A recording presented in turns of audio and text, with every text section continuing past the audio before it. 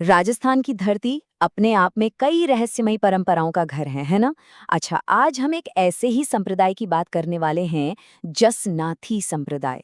एक ऐसा संप्रदाय जिसका एक अनुष्ठान मतलब आस्था और अविश्वसनीय कर्तव्य के बीच की जो लाइन है, उसे बिल्कुल धुंधला कर देता जरा सोचिए, चारों तरफ घना अंधेरा है और ठीक बीच में दहकते हुए अंगारों का एक बहुत बड़ा ढेर।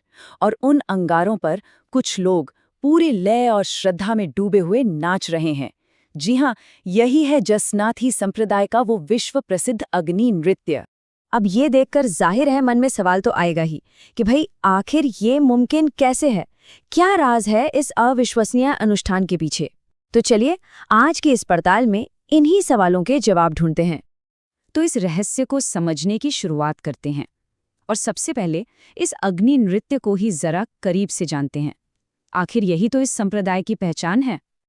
देखिए, इस संप्रदाय के जो अनुयायी हैं, वो सिर्फ आग पर चलते नहीं हैं, नहीं, वो अग्नि नृत्य में माहिर होते हैं, सिद्धहस्त। ये कोई बस एक क्रिया नहीं है, बल्कि गहरी साधना और कला का एक संगम है।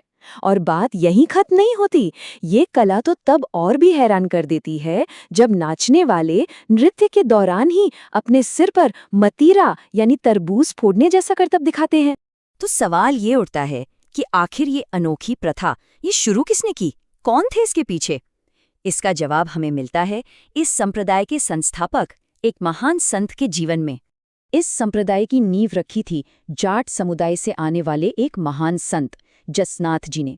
उन्हीं की शिक्षाएं और उनकी जो आध्यात्मिक दृष्टि थी, वही इस अनूठी परंपरा का आधार बनी। और कमाल देखिए, सदियों बाद भी ये परंपरा आज भी जीवित है। आइए जसनाथ जी के जीवन की कुछ खास घटनाओं पर एक नज़र डालते हैं।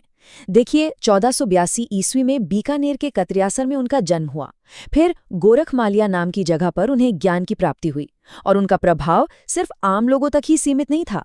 आप अंदाजा लगाइए, दिल्ली के उस वक्त के सुल्तान सिकंदर लोधी, वो भी उनसे इतने प्रभावित हुए कि उन्होंने ही संप्रदाय की मुख्य पीठ स्थापित करने के लिए जमीन दान में दी थी। अच्छा, तो हर समुदाय की तरह ही जसनाथी संप्रदाय का भी अपना एक नैतिक और आध्यात्मिक ढांचा है, एक फ्रेमवर्क जो उनके मानने वालों का मार्गदर्शन करता है। तो चलिए अब इसके मूल सिद्धांतों को समझते हैं। इस पूरे संप्रदाय का आधार टिका है कुल 36 नियमों पर। और ये सिर्फ नियम नहीं है, ये तो एक अनुशासित और आध्यात्मिक जीवन जीने का पूरा दर्शन है। और हाँ, हर अनुयायी के लिए इनका पालन करना अनिवार्य है।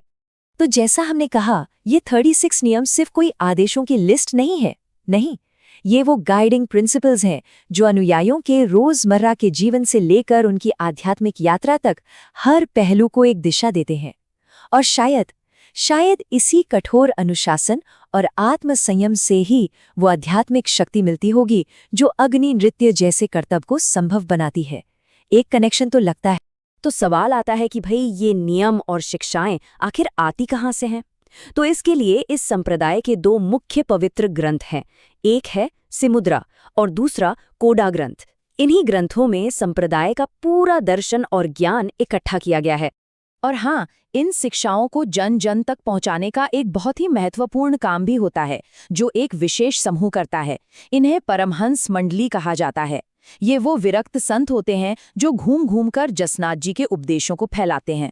तो चलिए अब जसनाथ जी की इस विरासत को देखते हैं कि आज के समय में ये कहाँ और कैसे फल फूल रही है, और जानते हैं इस संप्रदाय के जो मुख्य केंद्र हैं उनके बारे में।